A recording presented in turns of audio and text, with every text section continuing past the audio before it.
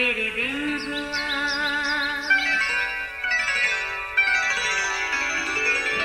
नया फिर दिन हुआ, पुरानी रात का करे सो शुक्र हम खुदा की जात का, खुदा की जात का, नया फिर दिन हुआ। आज की आयत। और बादशाह ने जश्न में मैनोशी के वक्त आस्तर से पूछा, तेरा क्या सवाल है? वो मंजूर होगा। तेरी क्या दरख्वास्त है? आधी सल्तनत तक वो भी पूरी की जाएगी। आस्तर 5 बाब 6 आयत। अजीजों, गुजरते हालात और आने वाला वक्त किसी पल भी अपना पैंतरा बदल लेते हैं, जिसका इल्म फ़कत इलाही ज़ात को ही है, जो ज़मानों और वक्तों पर इख्तियार रखता है और हालात उसकी मर्ज़ी के ताबे हैं। अभी कुछ अरसा पहले की बात है, बाबल का अहसवेरोस बादशाह अपनी नई मलका आस्तर के बायस बेहद मुतमईन और खुश था। कसरे सोसन में जश्न का समा था। बादशाह ने अपनी नई मलका आस्तर की खुशी में आम मुआफ़ी का ऐलान किया और शाही करम के मुताबिक इनाम बांटे गए। इसके बायस बादशाह की रियाया खुश थी, खुद बादशाह भी हर तरह से मुतमईन था। अभी पिछले दिनों बादशाह अपनी जान के एक बड़े ख़तरे की साजिश से भी बच गया था, जिसका इंकशाफ एक यहूदी मुहाफिज मर्तकी की बदौलत हुआ। खैर, मुजरम तो कैफरे के दार को पहुंचे, मगर मर्तकी यहूदी का कारनामा तारीख में लिख कर किताब को एक तरफ रख दिया गया। अजीज़ों, रोज़मर्रा ज़िंदगी अपने मामूल पर थी। उधर आस्तर मलका अपने महल में खुश और मर्तकी बादशाह के महल के फाटक पर बैठा अपनी जिम्मेदारी निभाने में मसरूफ़ था। अहसवेरोस बादशाह भी अपनी ममलकती कामों की देखभाल से मुतमईन था। चंद दिन पहले ममलकत में कुछ तब्दीलियों के बाद एक नया वज़ीर हामान मंजरे आम पर आया, जिसको बादशाह ने इतनी इज्जत दी कि उसकी कुर्सी दीगर उमरा से बरतर रखी। हुक्म था कि इस वज़ीर को झुककर सब इसकी ताज़ीम किया करें। यही उसके गुरूर का सबब बनी। वो जब भी बादशाह के महल में दाखिल होता, फाटक पर खड़े सब झुककर उसकी ताज़ीम करते।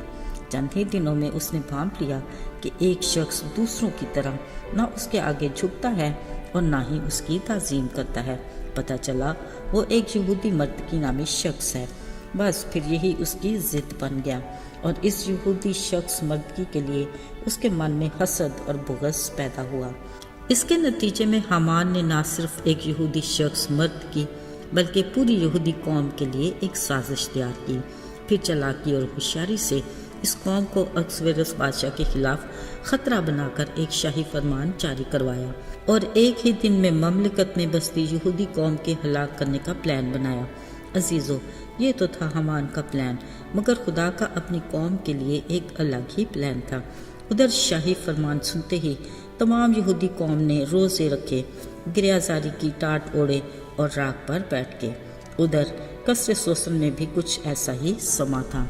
मलका आस्तर, उसकी सहेलियों और दीगर यहूदी बशमूल मर्तकी जो कसरे सोसन में थे, उन सब ने 3 दिन के रोज़े रखे। अब के मलका आस्तर ने भी जान लिया कि वो खुदा की तरफ से इसी वक्त के लिए ही सल्तनत को पहुंची। वो बड़ी जुर्रत और दलेरी से अपनी कौम को बचाने की गरज से बादशाह के हुजूर में जा पहुंची। उसने बड़ी अक्लमंदी से बादशाह को हामान के हमरा अपनी ज़ियाफ़त में मदऊ किया। हामान इस बात पर भी हैरान था कि उमरा में से फ़कत वही अकेला बादशाह के साथ मलका आस्तर की ज़ियाफ़त में मेहमान है। यही सोच उसके लिए मज़ीद तकब्बुर का बायस भी बनी। पहले दिन ज़ियाफ़त से खुशी खुशी घर लौटते महल के फाटक से गुजरते हामान ने यहूदी को देखते ही ज़रूर सोचा होगा कि कोई बात नहीं, खैर इंतकाम का दिन कुछ ही दूर है। उसने घर पहुंचकर अपने दोस्तों और बीवी ज़रश से यहूदी कौम के खिलाफ प्लान के बारे में सलाहकारी की। असल में हामान अपने दुश्मन मर्दकी के लिए अज़ियतनाक सज़ा सोच रहा था, लिहाजा तय पाया कि एक 50 हाथ ऊंची सूली बनाई जाए, यही मर्दकी की सज़ा होगी। फिर सोचा इसके लिए भी उसे बादशाह की रजामंदी और इजाज़त दरकार होगी। आखिर खुद ही दिल को तसल्ली दी, बोला कुछ मुश्किल नहीं, बादशाह उससे खुश है और आस्तर मलका भी खुश, लिहाजा मर्दकी की सज़ा में कुछ भी रुकावट नहीं हो सकती। अजीज़ों, कसरे सोसन के मौजूदा हालात के बायस मलका आस्तर परेशान हाल तो थी, مگر اس کو اپنے خدا پر بھروسہ تھا، جبکہ بادشاہ کو اپنی ملکہ آستر کی پریشانی کا کچھ بھی علم نہیں تھا۔ ان سارے حالات سے آسمان پر بیٹھا خدا بھی کسی طور بے خبر نہیں تھا۔ اسے اپنا وعدہ یاد تھا کہ اگر میرے لوگ میری طرف رجوع کریں گے تو میں ان کے فریاد کو سن کر ان کو بحال کروں گا۔ یاد رہے، جہاں خدا کا فضل زیادہ ہو، ابلیس بھی ایڑی چوٹی کا زور لگاتا ہے، اور ایسا ہی حمان نے بھی کیا۔ اس نے مردکی کے لیے 50 ہاتھ اونچی سولی بنانے کا سوچ لیا۔ پھر دوسرے دن بھی ملکہ آستر کو جشن میں خوشی خوشی جانے میں مصروف رہا۔ عزیزو، یہ سب کچھ اپنی جگہ ٹھیک، مگر بادشاہ نے یقیناً محسوس کیا کہ اس کی ملکہ آستر کے دل میں کوئی تو ہے، کوئی سوال ہے، کوئی درخواست تو ہے، جس کا اس نے اگرچہ اب تک کوئی ذکر تو نہیں کیا، مگر کچھ تو ضرور ہے۔ بادشاہ کی پریشانی یقیناً خدا کی طرف سے ہی ہوگی، جو ملکہ آستر کے لیے اچھا شگون تھا، کیونکہ وہی دلوں کو جانتا اور راستوں کو ہموار بناتا ہے۔ آئیے دعا کریں۔ اے خدا، تو نہایت رحیم اور مہربان خدا ہے، تیری نگاہ اپنے لوگوں کی نگہبان ہے، تو ہر بشر کا خدا ہے، تیرے لیے کچھ بھی دشوار نہیں۔ مبارک ہے وہ جس کا توکل تجھ پر ہے، کیونکہ تو اپنے لوگوں کو کبھی بھی شرمندہ نہیں ہونے دیتا۔ تیرا نام مبارک ہو، یسوع کے فتح مند جلالی نام میں، آمین۔